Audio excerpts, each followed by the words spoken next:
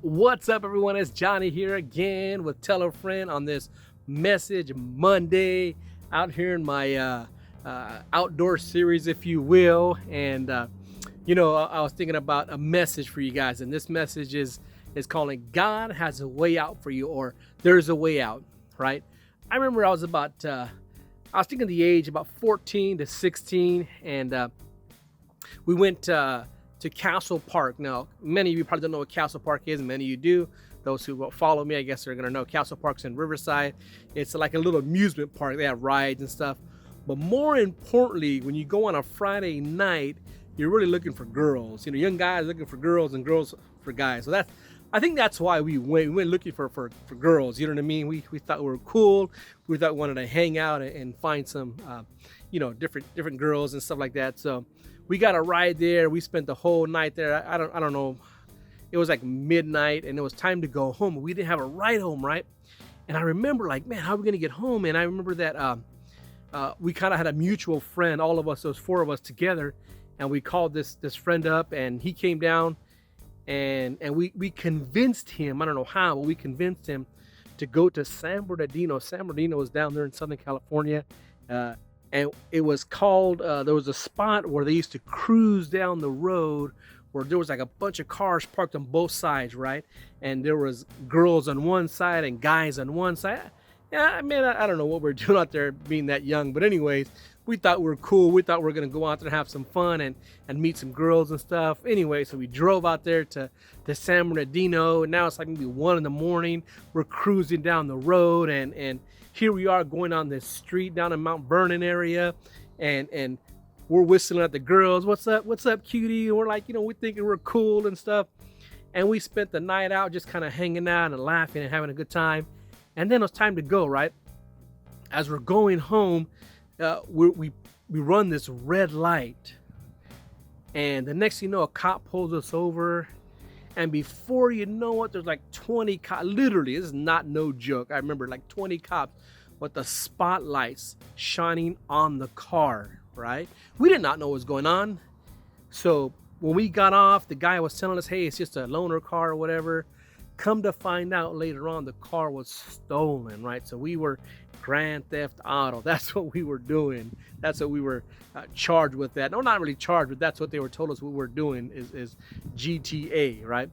So by the time they got us all out of the car, they took us down to the county jail.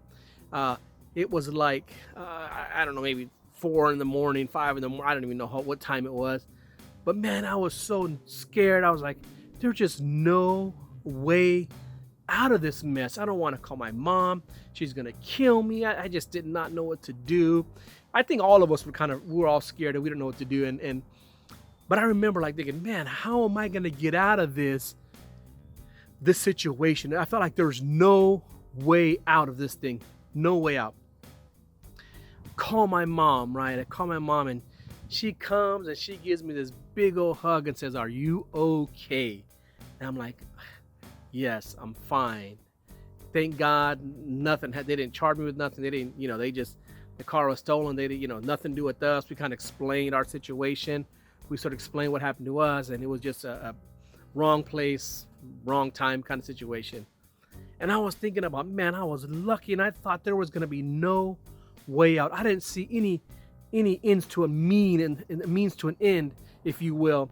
In that situation, I was just so scared that I was like, man, there's gonna be no way out. My mom's gonna whoop my behind. But lo and behold, when I called her, she gave me a hug, she kissed me and said, I'm glad you're just okay, right?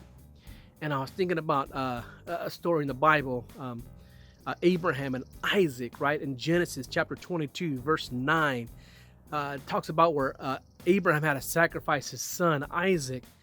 And the Bible doesn't say how old Isaac was. I was kind of doing some history reading on this many years ago and really didn't give a good age. But I mean, it was going from the age of 7 up to 37. The consensus seems a lot of scholars is 37. Whatever the age Isaac was, He knew something wasn't right because he even asked his dad, "Hey, Dad, we're going to the mountain to sacrifice a lamb." He goes, "Where is the lamb, Dad?" And I can imagine Abraham just thinking to himself, "Ah, son, don't worry about it. God will provide." But maybe deep down he didn't see the way out. But all he knew that God was going to provide for him, right? So as they went up the mountain, went up to the mountain, he kept reassuring his son, God will provide a way out, right? And sure enough, right when he laid Isaac down on the altar to sacrifice his son, God put a lamb in the bushes, and they sacrificed this lamb. But what I'm saying is, see, when you think that there is a situation you're in that you cannot get out of, right? It's like the worst situation, like kind of I'm telling you, like we're in this car, we're in jail, and I didn't know, I didn't think I was gonna be able to get out of the situation. God made a way for me to get out of the situation, and it never went on my record, nothing like that. It was just wiped away, right?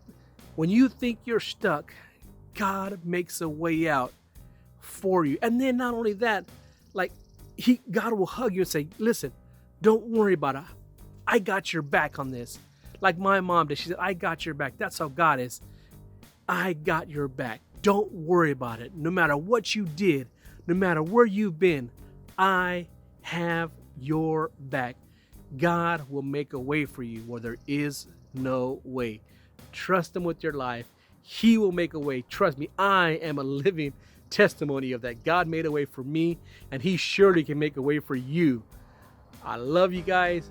Don't forget to tell a friend. Bye now. Love you all.